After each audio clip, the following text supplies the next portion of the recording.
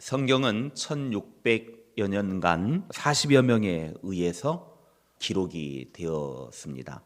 흩어져 있던 성경이 오늘 우리처럼 이렇게 한 권으로 되어져 있는 것은 구텐베르그의 인쇄술이 발전이 되면서 흩어져 있던 성경들을 모아가지고 이제 이렇게 한 권으로 되었지만, 원래는 하나하나의 책으로 이렇게 굴러다니던 것들을 편집을 해가지고 모아서 이제 그 안에도 보면 또 이단적인 요소들이 있는 것들, 또 신화나 이런 것들은 다 제외해버리고 회의를 통해서 이것이 정말 하나님의 말씀이다라고 하는 것들을 이제 선택을 해가지고 한 권의 책으로 이렇게 묶여져 있습니다.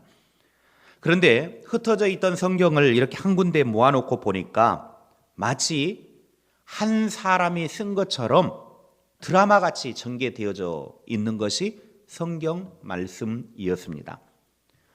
왜 그렇게 다 각자 다른 사람들이 오랜 시간에 걸쳐서 기록이 되어졌지만 하나의 주제를 가지고 드라마같이 이렇게 기록이 되어졌는가? 그것은 비록 사람이 쓰기는 했지만 하나님이 성령에 의해서 각 사람 마음속에 쓰게 하셨기 때문에 그렇게 한 편의 드라마처럼 쫙 연결이 돼가지고 진행이 될 수밖에 없었던 것입니다. 이 성경의 주제는 구원이고 주인공은 예수 그리스도입니다. 성경은 하나님의 말씀으로 구원의 책입니다. 그렇다면 우리는 어떻게 구원을 받을 수 있습니까? 구원을 받는 의가 되기 위해서는 어떻게 해야 됩니까? 의롭게 되는 방법이 무엇입니까?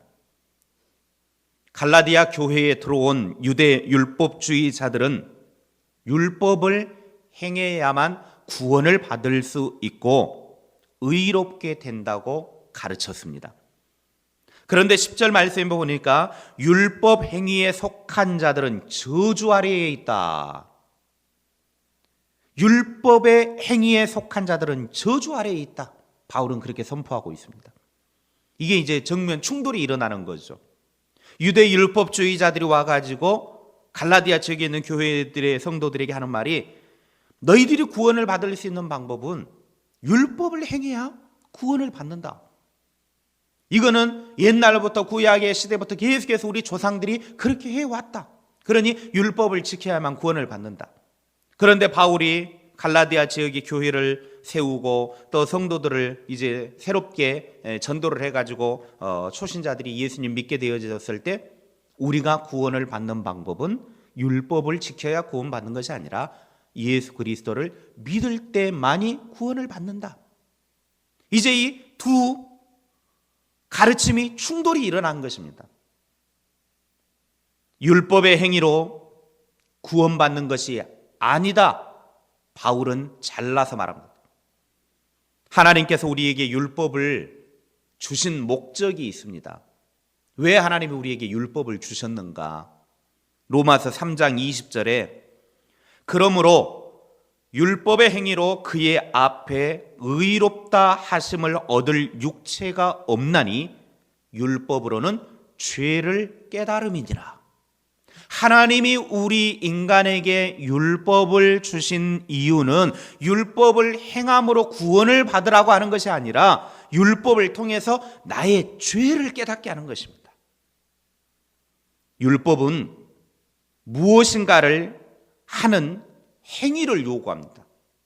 그래서 율법은 우리의 행동이 뒤따라야 돼요.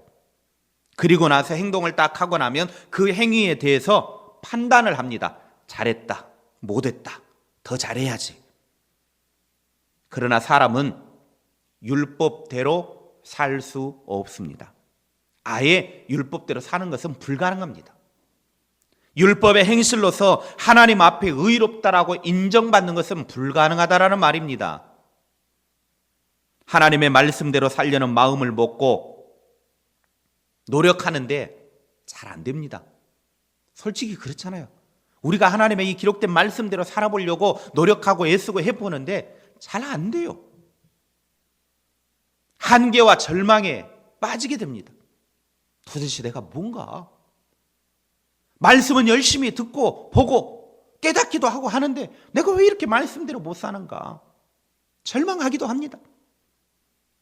꽤 괜찮은 사람인 줄 알았는데, 그래도 나는 좀 나은 사람인 줄 알았는데 말씀 앞에 나를 딱 비춰놓고 보면 아주 형편없는 게 나의 모습입니다. 유행가 가사처럼 그대 앞에만 서면 나는 작아지는지, 말씀 앞에만 서면 나는 너무나 초라하고 너무나 부족하고 너무나 연약하고 너무나 죄악투성이인 것을 보게 되어집니다. 그래서 결국 나는 어찌할 수 없는 죄인입니다 라고 고백하게 되는 것이죠. 믿음의 조상 아브라함도 율법을 다 지키는 것은 불가능했고, 율법을 받아서 기록한 모세조차도 그 율법을 다 지키는 것은 불가능했습니다. 율법이 요구하는 기준은 인간이 응답하기에 어려운 것이 아니라 아예 불가능합니다. 그래서 오늘 본문 11절에 뭐라고 하는지 보십시오. 또 하나님 앞에서 아무도 율법으로 말미암아 의롭게 되지 못할 것이 분명하니 이는 의인은 믿음으로 살리라 하였습니다. 하나님 앞에서 율법을 지키는 선한 행실로 구원받을 사람은 없습니다. 율법으로 의롭게 되지 못할 것을 하나님은 아시고 오직 믿음으로 구원받는 길을 제시해 주셨습니다. 인간이 율법의 선한 행위를 지켜서 구원받지 못한다는 것 하나님이 너무 잘 아셨습니다. 구원은 오직 예수님을 믿는 믿음으로만 받을 수 있습니다. 다른 방법은 절대 없습니다. 사도행전 4장 12절에 다른 이로서는 구원을 받을 수 없나니 천하 사람 중에 구원을 받을 만한 다른 이름을 우리에게 주신 일이 없음이라. 신약에도 예수님을 믿음으로 구원을 받았고 구약에도 예수님을 믿음으로 구원받는다라고 하는 것입니다. 그런데 여기서 문제가 생겼습니다. 신약에는 예수님이 이미 오셨으니까 그 예수님을 믿음으로 구원을 받지만, 그러면 구약에는 예수님이 오시지 않았는데, 메시아가 오시지 않았는데 어떻게 메시아를 믿고 구원을 받습니까? 그러면은 그들은 어떻게 구원을 받는단 말입니까? 하나님께서는 구약시대, 즉 메시아가 오기 전에는 상징이나 사건과 예언을 통해서 예수 그리스도를 계시하셨습니다. 그 대표적인 상징의 모습이 어린 양입니다. 상징적인 모습이 그게 어린 양. 구약의 죄를 저지르는 사람이 그 자기의 죄를 용서받기 위하여 어린 양을 제사장에게 끌고 와서 그 어린 양에게 자기의 죄를 다 넘기고 안수하고 다 넘겨서 그 어린 양이 자기의 죄를 뒤집어 쓰고 죽는 것입니다. 이게 상징적인 거예요. 예수님이 오시기 전에는 그 상징을 통해서 너희의 죄가 용서받는다 계속해서 보여준 거예요. 그래서 사람들이 잘못하기만 하면 하나님 앞에 짐승 끌고 와서 자기 죄 거기다 다 넘기고 짐승을 죽이는 겁니다. 그걸 통해서 너희 죄가 용서받았다. 그 제사를 드리고 나면 이제 이 죄인은 더 이상 죄가 없어요. 왜? 짐승이, 어린 양이 자기의 죄를 대신해서 죽었기 때문에, 내 죄를 뒤집어 썼기 때문에 이제 나는 죄인이 아닙니다. 구약의 피제사의 제물로 사용했던 이 어린 양은 장차 인류의 구원을 위한, 인류의 죄 문제 해결을 위한 하나님의 어린 양이 예수 그리스도가 십자가에 못 박혀 피 흘려 죽임 당하실 그분을 상징하고 있는 겁니다. 그래서 예수님이 오시기 전에, 메시아가 오시기 전에는 그런 상징을 통해서 그걸 믿음을 통해 구원을 받는 것이고, 메시아 예수 그리스도가 오시고 난 다음에는 그 상징적인 어린 양 때문에 구원을 받는 것이 아니라 이 예수 그리스도의 십자가에 죽으신 피 흘림을 믿기만 하면 그것으로 구원이 이루어지는 것입니다. 그래서 신구약 성경 모두 예수 그리스도를 증거하고 있는 것이죠.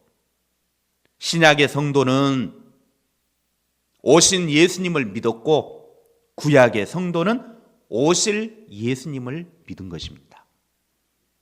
모든 사람은 죄인인데 죄인임을 깨닫는 자가 있고 여전히 착각 속에 사는 사람이 있습니다. 우린 죄인입니다. 그래서 주께서 부르실 때 죄인인 우리가 주님이 부르시면 그 자리에 십자가 앞으로 나가야 합니다. 오늘 우리가 찬송 불렀던 279장의 가사처럼 인애하신 구세주여 내가 비오니 죄인 오라 하실 때에 날 부르소서 주여 주여 내가 비오니 죄인 오라 하실 때에 날 부르소서. 이 고백이 우리의 고백 되어지기를 원합니다. 죄인이 의롭게 되는 길은 오직 예수님 밖에는 없습니다. 13절 말씀에 그리스도께서 우리를 위하여 저주를 받은 바 되사 율법의 저주에서 우리를 속량하셨으니 기록된 바 나무에 달린 자마다 저주 아래에 있는 자라 하였습니다. 예수 그리스도께서는 우리가 받아야 할 저주를 대신 받으시고 영원한 멸망 가운데 있는 우리를 구원하셨습니다. 신명기 21장 23절에 하나님께서 나무에 달린 자는 누구나 저주받은 자라고 하셨는데 예수님께서는 친히 나무로 만든 십자가에 당신의 몸을 달리셔서 우리를 율법의 저주에서 구원하셨습니다. 우리가 의롭게 되는 방법은 두 가지입니다. 율법의 의를 완전히 행함으로 의롭게 되든지 아니면 우리가 의롭게 되기 위해서 필요한 조건인 죄 용서함을 해결이 되든지 둘 중에 하나입니다. 그런데 율법을 완전히 행할 사람은 아무도 없다고 그랬습니다. 지킬 수가 없다라는 거죠. 율법으로는 의롭다 함을 받을 사람이 없다. 의로워질 수 없다라는 거죠. 그래서 필요한 것은 죄 사함을 받는 것입니다. 그런데 이 죄 사함을 받는 것도 내가 어떻게 해서 되는 게 아니에요. 하나님이 죄 사함을 받는 구비 조건을 갖추어 주는 거예요. 하나님이 해주시는 거예요. 그래서 그것이 은혜다라고 그렇게 말씀을 이미 드렸습니다. 그게 은혜예요. 나는 할 수 없는데 할 수 없는 구비 조건을 하나님이 다 갖추어 넣으시고 너희는 그것만 믿어라. 믿기만 하면 된다. 이게 은혜 아니고 뭡니까? 그래서 예수 그리스도를 통해서 하나님께서는 우리의 죄 문제를 해결해 주신 거예요. 율법으로는 완전하게 행하여서 의를 이룰 수가 없으니까 인간이 율법을 지키면 지킬수록 율법 가운데 빠지면 빠질수록 나는 죄인이구나. 죄를 깨닫는 거예요. 죄를 깨달으니까 그 다음에 나타나는 현상이 이 죄의 문제를 어찌할꼬 내 스스로는 해결할 수 없는 그 죄의 문제를 해결해 주기 위하여 예수 그리스도를 보내주신 그 하나님의 아들 예수 그리스도를 믿으면 죄 용서가 된다는 것입니다. 그래서 예수님의 십자가의 공로를 힘입어 죄 사함을 받고 의롭게 되는 것을 하나님의 의라 부릅니다. 하나님의 의. 우리의 의가 아니에요. 내가 의를 만드는 게 아니에요. 하나님의 의예요. 하나님이 의롭게 해주신 거예요. 솔직히 우리는 의로운 모습 없습니다. 우리는 예수님 믿어도요 여전히 더러운 인간입니다. 우리는 여전히 예수님 믿었어도요 똑같아요. 뭔가 좀 많이 변한 것 같습니까? 그런데요 돌아보면 똑같습니다. 다 우리의 모습이 그거예요. 하나님이 그냥 의롭게 봐주시는 겁니다. 예수 그리스도를 믿는 순간 하나님이 그냥 의로 여겨주시는 거예요. 그래서 하나님의 의라 부르는 겁니다. 우리는 예수 그리스도를 믿음으로 죄 사함을 받고 의로워지게 된 것입니다. 예수님 말고는 다른 방법은 없습니다. 예수님은 구원의 유일한 방법입니다. 율법의 행위가 아닌 예수 그리스도를 믿는 믿음 위에서 구원을 베푸신 하나님의 은혜를 누리며 살 수 있기를 바랍니다.